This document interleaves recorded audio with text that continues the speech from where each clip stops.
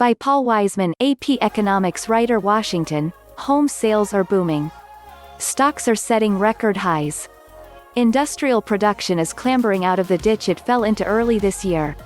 And yet the U.S. economy is nowhere close to regaining the health it achieved, with low unemployment, free spending consumers and booming travel, before the coronavirus paralyzed the country in March.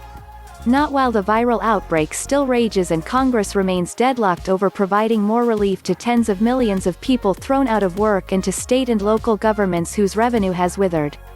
Every week, roughly 1 million new Americans are applying for unemployment benefits, a depth of job insecurity not seen in any single week during the depths of the 2007 to 2009 Great Recession.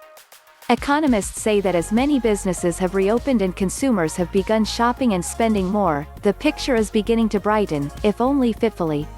Most say the economy is growing again. Yet scars are sure to remain from the catastrophic April to June quarter, when, according to the government, the economy collapsed at a 31.7% annual rate, by far the worst quarterly contraction since such record-keeping began in 1947.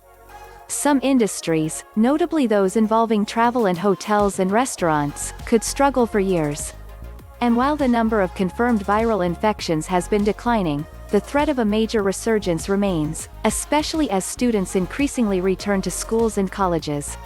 The consumers whose spending drives the bulk of the economy and the economists who analyze it are decidedly downbeat about the prospects for a return to prosperity.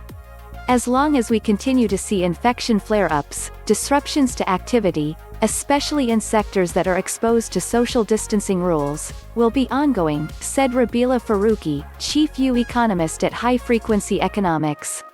The risk of business failures from repeated closures is high, and the probability of permanent job losses rises with each successive shutdown, which could result in permanent damage to the labor market and the economy. The Conference Board, a business research group, reported this week that consumer confidence has tumbled to its lowest level since 2014. And in survey results released this week by the National Association for Business Economics, 2/3 of the economists who were polled said they thought the U.S. economy remains in recession.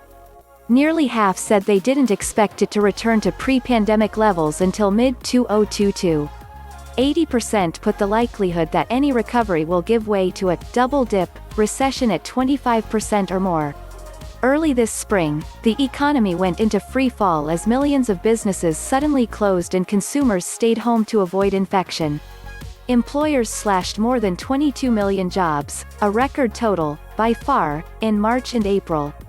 Since then, the job market and the economy have been rebounding as businesses slowly reopened.